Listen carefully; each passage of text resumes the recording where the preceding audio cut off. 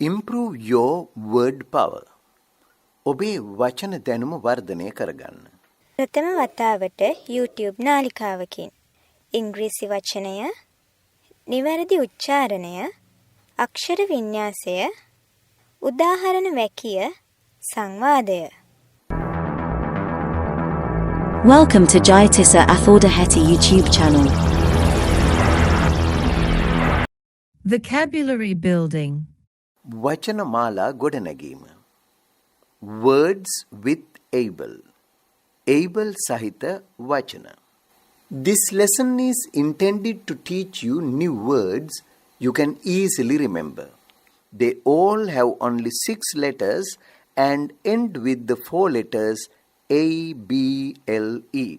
මෙම පාඩමින් අදහස් කරන්නේ ඔබට පහසුවෙන් මතක තබාගත හැකි ලෙස අලුත් වචන ඉගැන්වීමයි. ඒවා සියල්ලටම ඇත්තේ අකුරු 6ක් පමණක් වන අතර අවසන් වන්නේ A, B, L, E යන අකුරු 4රෙනි. Words with able. Able සහිත වචන.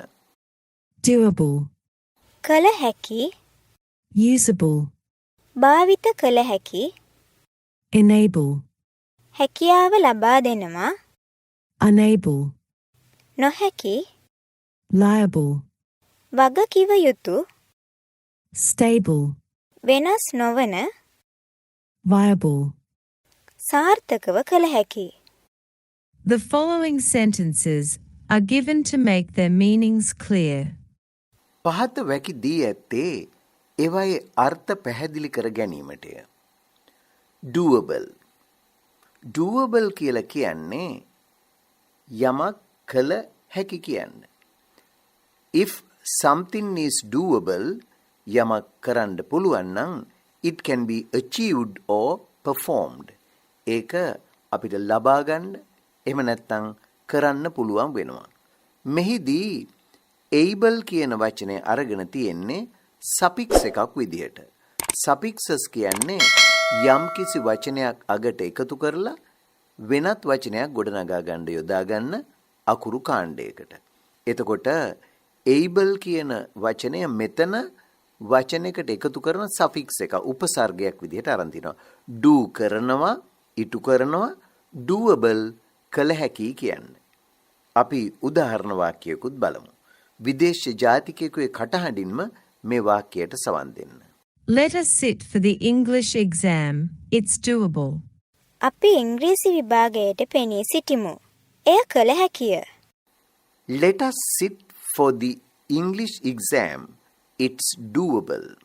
එතකොට එතන කියන්නේ let us sit කියන්නේ අපි වාඩි වෙමු, පෙනී සිටිමු. sit for කියන්නේ විභාගයකට හැම පෙනී සිටිනවට the English exam ඉංග්‍රීසි විභාගයට.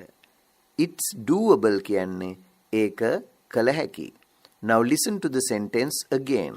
Let us sit for the English exam. It's doable. අපි ඉංග්‍රීසි විභාගයට පෙනී සිටිමු. එය කළ හැකිය. Usable. Usable කියද්දිත් use කියන්නේ පාවිච්චි කරනවා. use එකට able කියන වචන එකතු කරාම ඒක usable කියලා කියනවා. usable කියන්නේ පාවිච්චි කළ හැකි.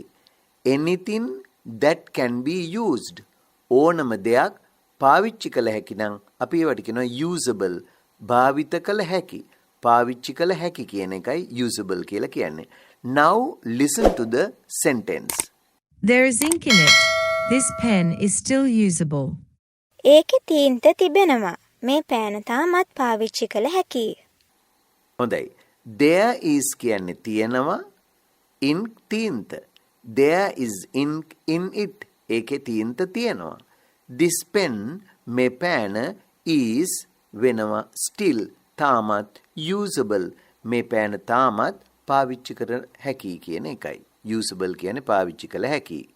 එහෙමනම් එතනත් able කියන එක අරන් තියෙන්නේ suffix එකක්, උපසර්ගයක් විදියට. suffixes කියන්නේ වචනයකට අගින් එකතු වන අකුරු කාණ්ඩයකට. There is ink in it. This pen is still usable. ඒකේ තීන්ත තිබෙනවා. මේ පෑන තාමත් පාවිච්චි කළ හැකියි. හොඳයි ඊළඟ එක බලමු. දැන් මෙතෙන්දී able කියන වචනය උපසර්ගයක් නෙමෙයි. able කියන වචනෙට මුලින් වෙනම අකුරු කාණ්ඩයක් එකතු කරලා තියෙනවා. n කියන එක. එතකොට ඒකෙන් වෙන්නේ to make someone able to do something or something possible. ඒකෙන් කියන්නේ to make හදනවා කරනවා someone යම් කෙනෙක් පත් කරනවා able to do something යමක් කරන්නට පුළුවන් තත්වෙට or something possible එහෙම නැත්නම් යම් දෙයක් හැකි බවට පත් කරනවා. එතකොට enable කියලා කියන්නේ අපි යම් කිසි දෙයක් කරන්න පුළුවන් තත්වයකට පත් කරනවා කියන එකයි. එහෙමනම් බලමු ඒකටත් උදාහරණ වාක්‍යයක්. Listen to this sentence. මේ වාක්‍යයට සවන් දෙන්න. Let us use computers. It will enable us to work faster. අපි පරිගණක භාවිත කරමු. එය අපට ඉක්මනින් වැඩ කිරීමට හැකියාව ලබා දේ. ඔව්. එතකොට එතන කියන්නේ let us use computers. අපි භාවිත කරමු පරිගණක. It will enable us to work faster. It කියන්නේ එය will enable ඒක අපිට හැකියාවක් ලබා දෙනවා. us කියන්නේ අපිට to work faster වේගයෙන් ඉක්මනින් වැඩ කිරීමට. Now listen to it again. Let us use computers. It will enable us to work faster. අපි පරිගණක භාවිත කරමු. එය අපට ඉක්මනින් වැඩ කිරීමට හැකියාව ලබා දේ. දැන් ඊළඟට un කියන un කියන්නේ prefix එකක්. prefixes කියන්නේ යම් වචනයකට මුලින් එකතු කරන අකුරු කාණ්ඩයකට උපසර්ග කියලා අපි කියනවා. එතකොට able කියන වචනෙට මුලින් අපි un කියන prefix එක දාපුවාම un කියන එකේ තේරුම not කියන එකයි. එහෙනම් unable කියන්නේ not to be able to do something යම් කිසි දෙයක් කරන්නට නොහැකි බවයි unable කියලා කියන්නේ. එහෙනම් ඔන්න දැන් වචන දෙකක් ආවේ prefixes enable unable. දැන් මේ වාක්‍යයටත් සවන් දෙන්න. I am unable to contact him as he has switched off the phone. ඔහු දුරකථනය ක්‍රියා විරහිත කර ඇති නිසා මට ඔහුව සම්බන්ධ කරගත නොහැක. හරි. එතකොට මෙතන කිව්වේ මොකද්ද? I'm unable මට නොහැකි to contact him ඔහුව සම්බන්ධ කරගන්නට. I'm unable to contact him as he has switched off the phone. As කියන්නේ නිසා he has switched off ඔහු විසන්ධි කරලා නිසා switched off ඒ කියන්නේ off කරලා the phone ඔහු දුරකථනය ක්‍රියා විරහිත කර ඇති නිසා මට ඔහුව සම්බන්ධ කරන්න නොහැකි වුණා කියන එකයි. I am unable to contact him as he has switched off the phone. ඔහු දුරකථනය ක්‍රියා විරහිත කර ඇති නිසා මට ඔහුව සම්බන්ධ කරගත නොහැක. හරි. අපි බලමු ඊළඟ එක. liable. දැන් මේ වචනේ දිහා බැලුවොත් this is neither prefix nor suffix. මෙතන able කියන එක suffix එකක්වත් අර lee කියන එක prefix එකක්වත් නෙමෙයි. මේ වගේ වචන විශේෂයෙන්ම මේවා විශේෂණ පද. ඒවා අර suffix prefix කියලා ගන්න බෑ. liable කියලා කියන්නේ having responsibility for something or someone. යම් කෙනෙක් සම්බන්ධ හෝ යම් දෙයකට ඇති වගකීමක් තියෙනවා කියන්නයි liable කියලා කියන්නේ. නීත්‍යානුකූල බලයක් යම් කිසි වගකීමක් ලබා දීලා තියෙනවා. අපි මෙතෙන්දිත් වාක්‍යයට සවන් දෙමු. Let's listen to the sentence first. The law makes parents liable if they don't send their children to school. දෙමාපියන් සිය දරුවන් පාසල් නොයවන්නේ නම් නීතියෙන් ඔවුන් වග කිව යුතුය. හරි. The law කියන්නේ නීතිය. Makes නීතියෙන් පත් කරනවා parents දෙමාපියන්ව liable. Liable කියන්නේ වග කිය යුතු බවට if they don't send their children to school. ඔවුන්ගේ දරුවෝ පාසල් නොයවුවොත්. ඒක නීතියෙන් ඔවුන්ට වගකීමක්. එහෙමනම් දරුවෝ යවන්න කියන එක නීතිමය බලයක් පැවරිලා තියෙනවා දෙමව්පියන්ට. ඉතින් සිංහලෙන් ඒක අපි ලියලා තියෙන මේ විදිහට තමයි නීතියෙන් ඔවුන් වගකිව යුතුයි කියලා. ඉංග්‍රීසියේ අදහස එන්නේ නීත්‍යානුකූල බලයක් දීලා තියෙනවා දෙමව්පියන්ට. එහෙම ළමයි ඉස්කෝලේ නොයවා ඉන්න බෑ. නැවතත් වාක්‍යයට සවන් දෙන්න. The law makes parents liable if they don't send their children to school. දෙමාපියන් සිය දරුවන් පාසල් නොයවන්නේ නම් නීතියෙන් ඔවුන් වගකිව යුතුය. ඊළඟ එක stable කියන එක. stable කියන්නේත් adjective එකක්. not likely to change. ඒකේ අදහස වෙනස් නොවන. ස්ථාවර කියන්න stable කියලා කියනවා. එතකොට වාක්‍යයට සවන් දෙන්නකො මුලින්ම. The doctor said that her condition is now stable. ඇගේ තත්ත්වය දැන් ස්ථාවර බව වෛද්‍යවරයා පැවසීය. හරි. The doctor වෛද්‍යවරයා said පැවසුව කීවා. that බව මොන බවද? her condition is now stable.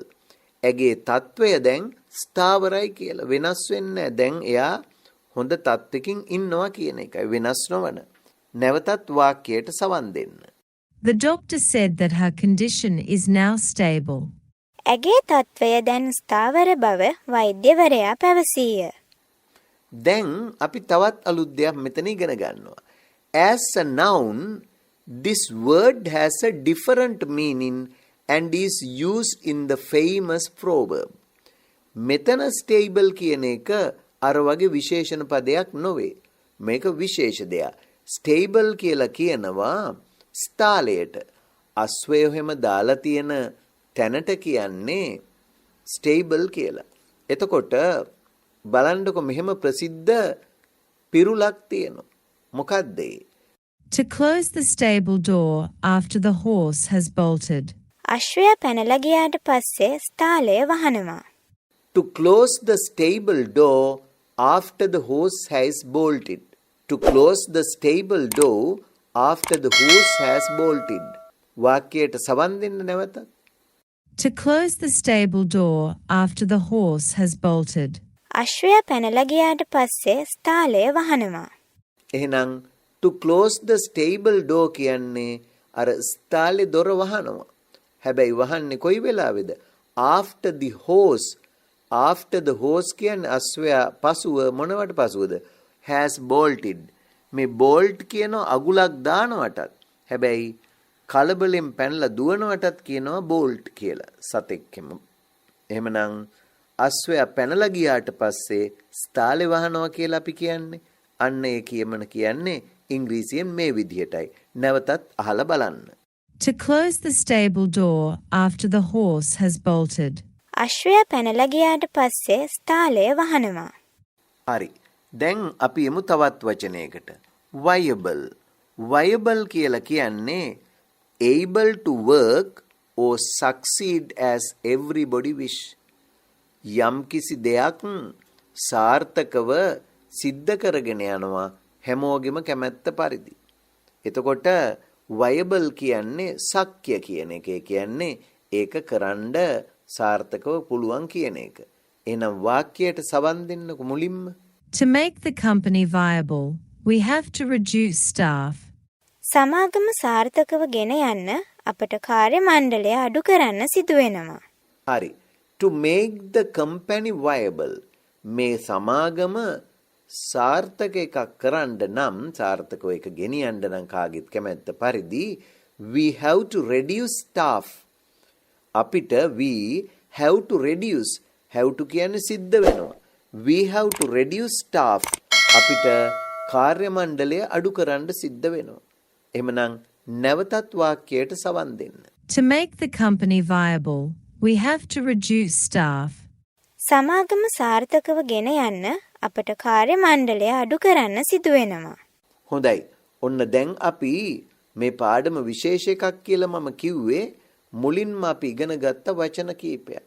වචන ටිකට අක්ෂර වින්‍යාසය හැදෙන හැටිත් දැන් ඔබ දන්නවා. ABLE කියන අකුරු හතර දන්නවා.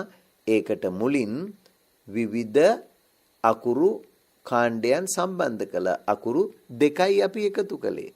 ඉතින් එහෙම එකතු කරලා හැදිච්ච වචන අමතක වෙන නිසා හරියටම මේ වචනේ කොහොමද වාක්‍යයක යොදන්නේ කියන එක දෙවෙනි කොටසෙන් අපි වාක්‍යවලටත් දැන් යෙදුවා. මම කිව්වා මේක තුන්වෙනි කොටසකුත් ගැන. මේ බලන්නකෝ. දැන් අපි කරන්නේ මේ වචන ටික සියල්ලම මේ වචන සියල්ලම සංවාදයකට යොදලා තියෙනවා. දෛනික අපේ කතා බහේදී කොහොමද මේවා සංවාදයකට යොදන්නේ කියන එක. ඉතින් අපි මේ ඉංජිනේරුවෙක් සහ සහකාර ඉංජිනේරුවෙක් අතර ඇති වෙච්ච මේ සංවාදයට සවන් දෙන්න. හොඳින් සවන් දීලා තේරුමත් අරගෙන මේ වගේ දෛනික කතා බහට මේ වචන එකතු කරගන්න. මේ හැම වචනයක්ම ප්‍රයෝජනවත් වෙනවා. ඉතින් එහෙමනම් අපි සවන් දෙමු මේ කොටසට. These words are used in the following dialogue between two engineers about a project. ඉංජිනේරුවන් දෙදෙනෙක් ව්‍යාපෘතියක් ගැන කරන පහත සංවාදයේ මෙම වචන භාවිත කර ඇත. The project may be difficult, but I think it's still doable. I also think it is a viable project. The weather is stable, so it will enable us to complete it. What will happen if we are unable to complete it in time? We will be liable to pay a heavy fine. People will find this is a usable project when it's over. දැන් තේරුම් ගන්න උත්සාහ කරමු. The project may be difficult. ව්‍යාපෘතිය දුෂ්කර වෙන්න පුළුවන්. But I think මම හිතන්නේ it is still doable. ඒක තාමත් කරන්න පුළුවන් කියලයි. Still doable. එතකොට assistant engineer මෙහෙම කියනවා. I also think it's a viable project. මමත් හිතන්නේ ඒක සාර්ථක ව්‍යාපෘතියක් කියලයි. I also think it's a viable project. එතකොට නැවතත් ඉංජිනේර මෙහෙම කියනවා. The weather is stable. කාලගුණය ස්ථාවරයි. So it will enable us to complete it. ඒක නිසා ඒක සම්පූර්ණ කිරීමට අපිට හැකියි. What will happen if we are unable to complete it in time? මොනවා වෙයිද? What will happen? ඒක වෙලාවට සම්පූර්ණ කරගන්න බැරි වුණොත් if we are unable to complete it in time වෙලාවට ඒක ඉවර කරගන්න බැරි වුණොත් මොනවා වෙයිද? එතකොට ඉංජිනේර කියනවා we will be liable to pay a heavy fine. We will be liable to pay a heavy fine. අපිට විශාල දඩයක් ගෙවන්න වෙයි එහෙම බැරි වුණොත්. එතකොට assistant engineer කියනවා මෙහෙම. People will find this a usable project when it is over. People will find it's a usable project when it is over. ඒක අවසන් වුණාම මේක මිනිස්සුන්ට භාවිත කළ හැකි ව්‍යාපෘතියක් වෙයි. හොඳයි. ඉතින් ඔන්න එහෙමනම් ඒ සංවාදයේ අර්ථය අපි නැවත වතාවක් සංවාදයට සවන් දෙමු. The project may be difficult, but I think it's still doable. I also think it is a viable project. The weather is stable, so it will enable us to complete it. What will happen if we are unable to complete it in time?